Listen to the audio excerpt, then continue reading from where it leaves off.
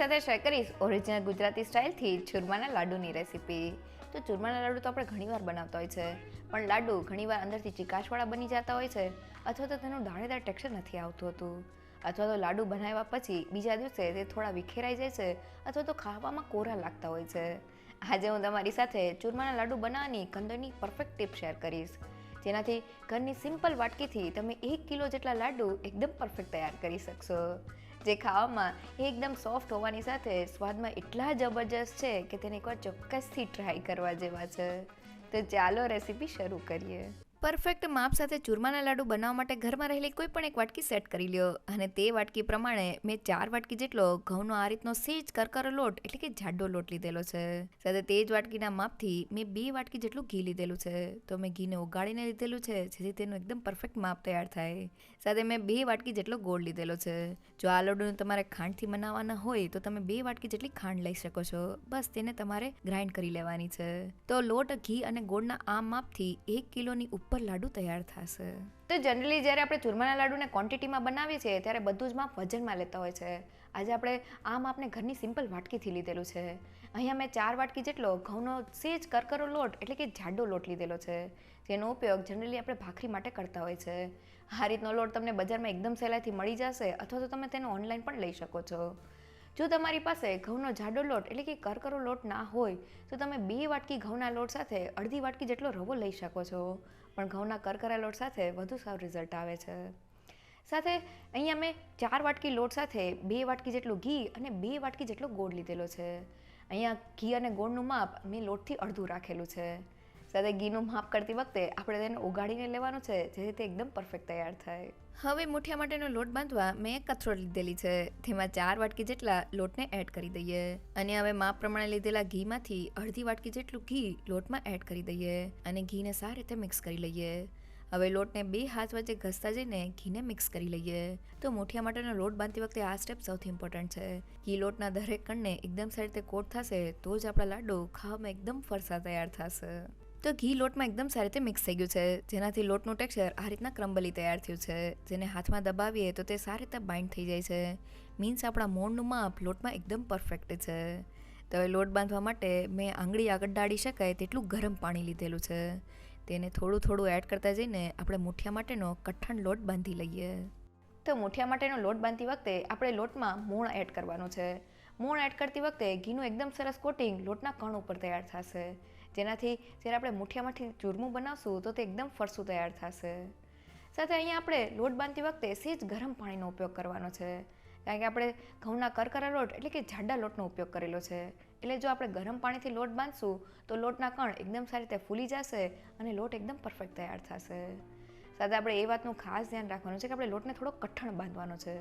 જો આપણો લોટ ઢીલો હશે તો મુઠિયા તો તૈયાર થઈ જશે, પણ જ્યારે આપણે મુઠિયાને તોડીને તેનું ચૂરમું તૈયાર કરશું ત્યારે તે થોડું ચીકાશવાળું તૈયાર થશે.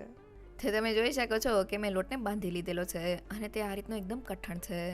આ રીતનો લોટ તૈયાર કરવામાં મારે 1/2 કપ એટલે કે 1 કપની ઉપર 1/4 કપ જેટલા પાણીની જરૂર પડેલી છે. અને હવે આપણે લોટમાંથી મુઠિયા તૈયાર કરવાના છે. તો જનરલી થોડો લોટ હાથમાં લઈને આપણે આ રીતના મુઠિયા તૈયાર કરતા હોય છે, પણ આ મુઠિયા થોડા જાડા હોવાને લીધે ઘણીવાર અંદરથી કાચા રહી જાય છે.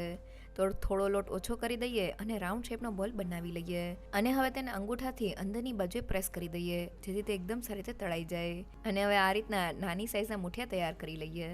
હવે મુઠિયા તળવા માટે મેં તેલને ગરમ કરી લીધેલું છે. અહીંયા તમે મુઠિયાને ઘીમાં પણ તળી શકો છો. ગરમ તેલમાં મુઠિયાને તળવા માટે એડ કરી દઈએ. તો મેં કડાઈમાં સમાય તેટલા મુઠિયા એડ કરી દીધેલા છે.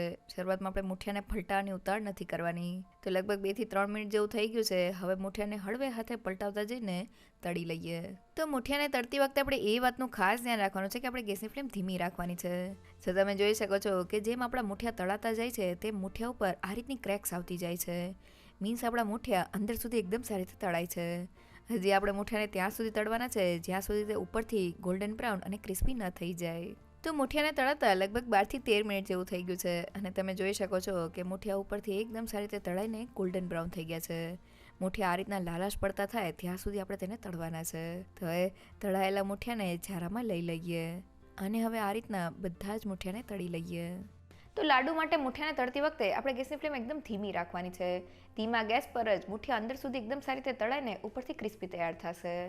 જનરલી જ્યારે આપણે લાડુને ક્વોન્ટિટીમાં બનાવીએ છીએ ત્યારે મોટી સાઇઝના મુઠિયાને તૈયાર કરી દઈએ છીએ, જે બહારથી તો કૂક થઈ જાય છે પણ અંદરથી કાચા રહી જાય છે.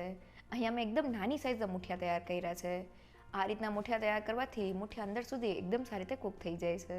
તો મેં બધા જ મુઠિયાને તળી લીધેલા છે. એક મુઠિયાને હાથેથી તોડીને જોઈએ તો મુઠિયા ક્રિસ્પી હોવાની સાથે ખાવામાં એકદમ ફરસા તૈયાર થયા છે. તો હવે મુઠિયા ઠંડા થઈ જાય એટલે તેના નાની સાઇઝના ટુકડા કરી લઈએ. અને હવે મુઠિયાને ગ્રાઇન્ડ કરવા માટે આપણે નાના મિક્સર જારનો જ ઉપયોગ કરવાનો છે, જેથી તેનું એકદમ પરફેક્ટ ચૂરમું તૈયાર થાય. હવે મિક્સરમાં મુઠિયાના ટુકડાને એડ કરી દઈએ. તો આપણે મુઠિયાના લોટમાં ઘીનું મોણ એડ કરેલું છે, એટલે જો આપણે તેને એમને પીસું તો તેમાંથી ઘી રિલીઝ થઈ જશે. એટલે મિક્સર જારનું ઢાંકણ બંધ કરી દઈએ અને મિક્સરને આ રીતના રિવર્સ બાજુ એટલે કે પલ્સ ઉપર ચાલુ બંધ કરતા જઈને તેને ગ્રાઇન્ડ કરી લઈએ. ઢાંકણ ખોલીને જોઈએ તો આ રીતનું ચૂરમું તૈયાર થઈ ગયું છે. અને હવે એક સરખું ચૂરમું કરવા માટે મેં મોટા કણાવાળો ચેણો લીધેલો છે. તેમાં ગ્રાઇન્ડ કરેલા ચૂરમાને એડ કરી દઈએ અને સારી રીતે ચાળી લઈએ. તો મેં બધા જ ચૂરમાને ચાળી લીધેલો છે. વધેલા આ મોટા કણને ફરી પાછા મિક્સર જારમાં એડ કરી દઈએ અને ગ્રાઇન્ડ કરી લઈએ. અને હવે તેને ચૂરમા સાથે મિક્સ કરી લઈએ. તો તમે જોઈ શકો છો કે એકદમ દાણેદાર આપણું ચૂરમું તૈયાર થઈ ગયું છે. એકવાર આ રીતે જરૂરથી ટ્રાય કરજો. તો કોઈ પણ જાતના રવાના ઉપયોગ વગર આપણું એકદમ દાણેદાર ચૂરમું તૈયાર થઈ ગયું છે. ચૂરમું બનાવતી વખતે મુઠિયા એકદમ સારી રીતે ઠંડા થઈ જાય પછી જ આપણે તેને ગ્રાઇન્ડ કરવાના છે. જો મુઠિયા ગરમ હશે અને આપણે તેને ગ્રાઇન્ડ કરી લેશું તો ચૂરમું થોડું ચીકાશવાળું બની જશે. મુઠિયા ઠંડા થઈ જાય પછી આપણે તેને ગ્રાઇન્ડ કરતી વખતે પલ્સ ઉપર ગ્રાઇન્ડ કરવાના છે. સાથે ચૂરમુંને ચાળતી વખતે આપણે કોઈ પણ જાડા આંખનો ઉપયોગ કરવાનો છે, ઝીણા આંખથી તેને નથી ચાળવાનું. અને હવે લાડુમાં એડ કરવા માટે આપણે ડ્રાયફ્રૂટને શેકવાના છે. તો માપ પ્રમાણે લીધેલા ઘીમાંથી 2 મોટી ચમચીલું ઘી પેનમાં એડ કરી દઈએ. હવે મેં થોડા ડ્રાયફ્રૂટ લીધેલા છે, જેમાં 1/4 કપ જેટલા કાજુના ટુકડા, 1/4 કપ જેટલા બદામના ટુકડા, 2 મોટી ચમચીલા પિસ્તાના ટુકડા અને 1/4 કપ જેટલી કિસમિસ લીધેલી છે. હવે કાજુ, બદામ અને પિસ્તાને એડ કરી દઈએ અને ઘીમાં શેકી લઈએ. તો લગભગ 1 મિનિટ જેવું થઈ ગયું છે. હવે કિસમિસને પણ એડ કરી દઈએ અને તેને સારી રીતે શેકી લઈએ. તો લગભગ 2 મિનિટ જેવું થઈ ગયું છે અને ડ્રાયફ્રૂટ એકદમ સારી રીતે શેકાઈને ઉપરથી થોડા ગોલ્ડન બ્રાઉન થઈ ગયા છે. તો હવે તેને ચૂરમામાં એડ કરી દઈએ. અને હવે પેનમાં ફરી પાછું 2 મોટી ચમચીલું ઘી એડ કરી દઈએ. હવે મેં અહીંયા અડધી વાટકી જેટલો ચણાનો લોટ લીધેલો છે, તેને ઘીમાં એડ કરી દઈએ અને સારી રીતે મિક્સ કરી લઈએ. તો શરૂઆતમાં ચણાનો લોટ બધા જ ઘીને એબ્ઝોર્બ કરી લેશે. તો હવે ફરી પાછું 2 મોટી ચમચીલું ઘી લોટમાં એડ કરી દઈએ અને તેને સારી રીતે મિક્સ કરી લઈએ. તો તમે જોઈ શકો છો કે ઉપરથી ઘી એડ કરવાને લીધે લોટ એકદમ સારી રીતે ફૂલી ગયો છે. હજી આપણે લોટને ત્યાં સુધી શેકવાનો છે જ્યાં સુધી તેનો કલર બદલાઈ ન જાય. તો ચૂરમાના લાડુ બનાવતી વખતે થોડો ચણાનો લોટ એડ કરવાથી લાડુ 100% બજાર જેવા તૈયાર થાય છે. અહીંયા આપણે ચણાના લોટને શરૂઆતમાં એડ નથી કરવાનો. ચૂરમું તૈયાર થઈ જાય પછી ચણાના લોટને શેકીને એડ કરવાથી લાડુ એકદમ પરફેક્ટ તૈયાર થાય છે. ચણાના લોટને શેકતી વખતે આપણે શરૂઆતમાં એકસાથે વધુ પડતું ઘી એડ નથી કરી દેવાનું. ઘીને જો આપણે બેચીસમાં એડ કરશું તો લોટ એકદમ સારી રીતે શેકાઈને ફૂલી જશે અને લાડુ પરફેક્ટ તૈયાર થશે. તો લોટને શેકાતા લગભગ 3 મિનિટ જેવું થઈ ગયું છે અને તમે જોઈ શકો છો કે લોટ એકદમ સારી રીતે શેકાઈને ઉપરથી થોડો ગોલ્ડન બ્રાઉન થઈ ગયો છે. તો હવે તેને ચૂરમામાં એડ કરી દઈએ. અને હવે ફ્લેવર માટે 1 મોટી ચમચીલો એલચી પાવડર અને 1 ચમચીલો જાયફળ પાવડર એડ કરી દઈએ અને બધી જ વસ્તુને મિક્સ કરી લઈએ. તો એલચી સાથે થોડો જાયફળ પાવડર એડ કરવાથી લાડુમાં તેનો સ્વાદ એકદમ સરસ આવે છે. તો બધી વસ્તુ મિક્સ થઈને આપણું લાડુ માટેનું મિક્સર તૈયાર થઈ ગયું છે. અને હવે લાડુને ભેગા કરવા માટે આપણે તેમાં ગોળ અને ઘી એડ કરવાના છે. તો માપ પ્રમાણે લીધેલા ઘીમાંથી 1 વાટકી જેટલું ઘી વધેલું છે, તેને પેનમાં એડ કરી દઈએ અને ગરમ કરી લઈએ. અને હવે વાટકી પ્રમાણે 2 વાટકી જેટલો ગોળ ઘીમાં એડ કરી દઈએ અને એકદમ ધીમા ગેસ પર ગોળને ઓગાળી લઈએ. તો ગોળને ઓગાળતી વખતે આપણે ગેસની ફ્લેમ એકદમ ધીમી રાખવાની છે. જો આપણે ગેસની ફ્લેમ હાઈ રાખશું તો ગોળ ઓવરકુક થઈ જશે અને તેમાંથી પાયો તૈયાર થશે, જેનાથી લાડુ થોડા કડક થઈ જશે. તો ધીમા ગેસ પર લગભગ 2 થી 3 મિનિટમાં જ ગોળ એકદમ સારી રીતે ઓગળી ગયો છે. તો હવે તેને લાડુના મિક્સરમાં એડ કરી દઈએ અને સારી રીતે મિક્સ કરી લઈએ. અને હવે હાથની મદદથી બધી જ વસ્તુને મિક્સ કરી લઈએ.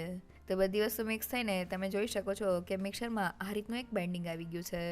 જો આ સમયે મિક્સર છૂટું રહેતું હોય તો થોડું ગરમ ઘી એડ કરી દેજો.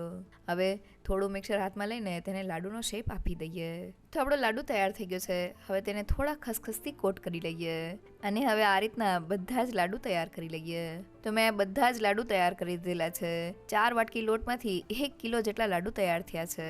એક લાડુને હાથેથી તોડીને જોઈએ તો લાડુ એકદમ સોફ્ટ અને મોઢામાં જ મૂકતા ઓગળી જાય તેવા તૈયાર થયા છે, જેને બનાવવા એકદમ સહેલા. તો ઓરિજિનલ ગુજરાતી સ્ટાઇલથી આપણા ચૂરમાના લાડુ બનીને તૈયાર થઈ ગયા છે. ફક્ત 4 વાટકી લોટ સાથે 1 કિલોથી ઉપર ચૂરમાના લાડુ બનીને તૈયાર થઈ ગયા છે, જે સ્વાદમાં એકદમ ટેસ્ટી બન્યા છે. ચૂરમાના લાડુ બનાવતી વખતે બસ તમારે અમુક વાતનું ધ્યાન રાખવાનું છે. પહેલી એ કે તમે 4 વાટકી લોટ સાથે 2 વાટકી જેટલું ઘી અને 2 વાટકી જેટલો ગોળ લેવાનો છે. ઘી અને ગોળનું માપ તમારે લોટથી અડધું રાખવાનું છે. સાથે મેં અહીંયા ઘઉંના કરકરા લોટ એટલે કે જાડા લોટનો ઉપયોગ કરેલો છે. જો ઘરમાં તે ના હોય તો તમે ઘઉંના લોટ સાથે થોડો રવો એડ કરી શકો છો. સાથે મુઠિયા બનાવતી વખતે આપણે મુઠિયા માટેનો લોટ એકદમ કઠણ બાંધવાનો છે અને મુઠિયાને એકદમ ધીમા ગેસ પર તળી લેવાના છે. સાથે મુઠિયા તૈયાર થાય એટલે તેને ગ્રાઇન્ડ કરીને તેમાંથી એકદમ દાણેદાર ચૂરમું તૈયાર થઈ જશે. અને ચૂરમામાં થોડો શેકેલો ચણાનો લોટ એડ કરવાથી લાડુ 100% બજાર જેવા તૈયાર થાય છે. સાથે લાડુમાં જ્યારે આપણે ગોળ એડ કરીએ ત્યારે ગોળનો કોઈ પણ જાતનો પાયો તૈયાર નથી કરવાનો. ગોળ બસ ઘીમાં ઓગળી જાય એટલે આપણે તેને લાડુમાં એડ કરી દેવાનો છે. જો તમને મારી આજની રેસીપી ગમી હોય તો મને કમેન્ટ સેક્શનમાં જરૂરથી કહેજો.